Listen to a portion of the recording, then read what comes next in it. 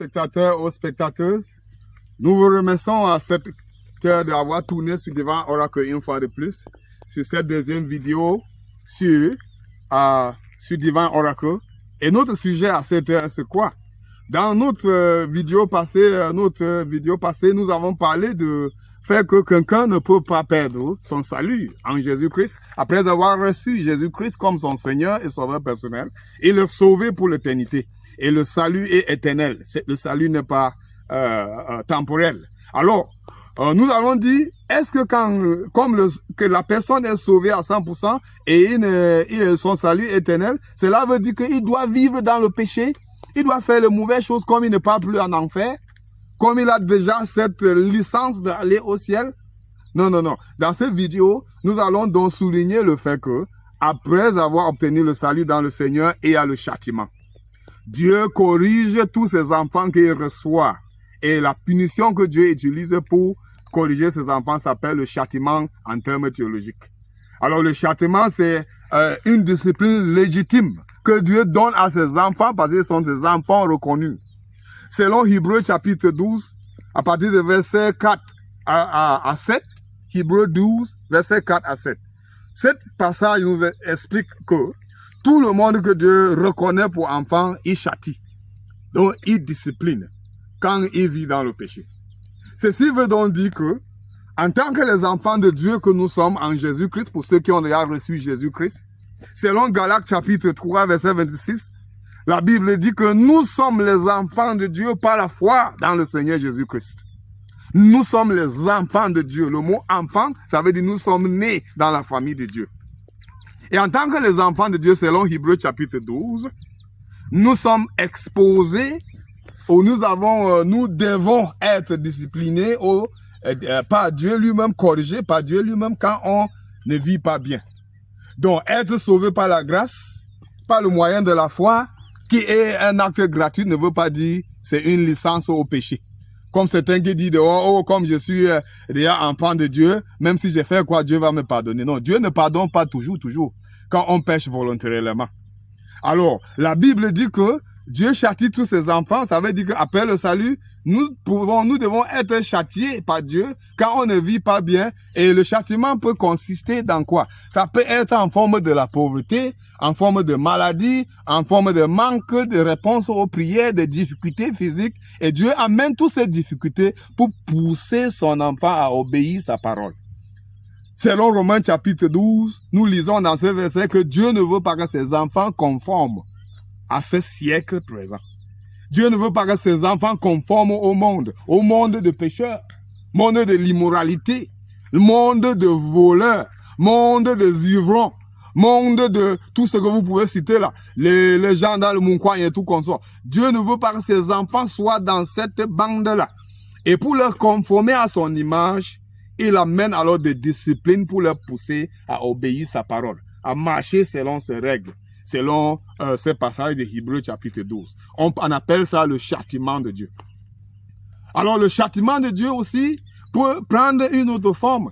Disons que Dieu châtie quelqu'un qui ne veut pas se repentir. Il insiste dans le péché comme toi qui m'écoutes peut-être. Tu es dans un péché et tu ne veux pas te repentir. Le pasteur prêche, l'église parle, tu dis je m'en fous, qu'il foute le camp. Et tu vis dans le péché. Qu'est-ce qui peut t'arriver si tu insistes à être désobéissant à ce que Dieu dit dans sa parole? La Bible dit qu'il y a le péché qui mène à la mort. Selon 1 Jean chapitre 5 verset 16. Le péché qui conduit à la mort. Ceci parle de péché de la mort physique. Ça veut dire que si tu continues à vivre dans la honte, parce que c'est une honte pour un enfant de Dieu de vivre dans le péché quand il est déjà en Jésus-Christ. C'est honteux. Parce qu'il parle de nom de Dieu, le nom du Seigneur Jésus-Christ, qui sont les noms sacrés, le nom saint. Il parle de ciel, il parle de toutes ces bonnes choses, mais sa vie reflète le Lucifer. Sa vie reflète l'enfer. Alors, s'il insiste dans le péché, il peut être frappé par la mort. Parce qu'il y a le péché qui conduit à la mort. Dieu peut décider d'enlever son âme. Oui, et sauver son âme pour le ciel. Et maintenant, pour que son corps soit détruit, il peut mourir précocement parce qu'il vit dans le péché. Donc, il y a le péché qui conduit à la mort. Et même quand une personne meurt maintenant et en tant que croyant et qui vivait dans le péché, qu'est-ce qui va lui arriver? Il ne va pas hériter le royaume des cieux. Selon 1 Corinthiens chapitre 6, la Bible dit que les non-justes, les injustes n'hériteront pas le royaume des cieux. Tu m'écoutes bien? Tu m'entends bien? Et dit, les injustes n'hériteront pas le royaume des cieux. Qui sont les injustes? Les injustes ne consistent pas seulement ceux qui ne sont pas dans le Seigneur. Les injustes consistent ceux qui sont dans le Seigneur et qui vivent dans la honte, qui vivent dans le péché, hein, qui souillent le nom de Dieu. C'est les injustes, ils disent, n'hériteront pas. Ça veut dire, quand ils mourront, ils n'auront pas les récompenses au ciel. Ça veut dire, s'il insiste devant Dieu, frappe ici, mais quand il meurt, il n'a pas de potion, il n'a pas de récompense dans le royaume des cieux. Parce que la Bible dit que Dieu récompensera chacun selon ses œuvres. Selon Apocalypse chapitre 3, au 12, je crois bien, le passage a dit Dieu récompensera chacun et chacune selon ses œuvres. Et dans 1 Corinthiens 3, la Bible dit que Dieu récompensera selon ses œuvres. Donc la Bible est très claire. Donc, vivre dans le péché en tant qu'un enfant de Dieu que tu es en Jésus-Christ, s'il vous plaît, ce n'est pas votre potion. Ce n'est pas digne pour vous. Évitez le péché. Haïssez le péché.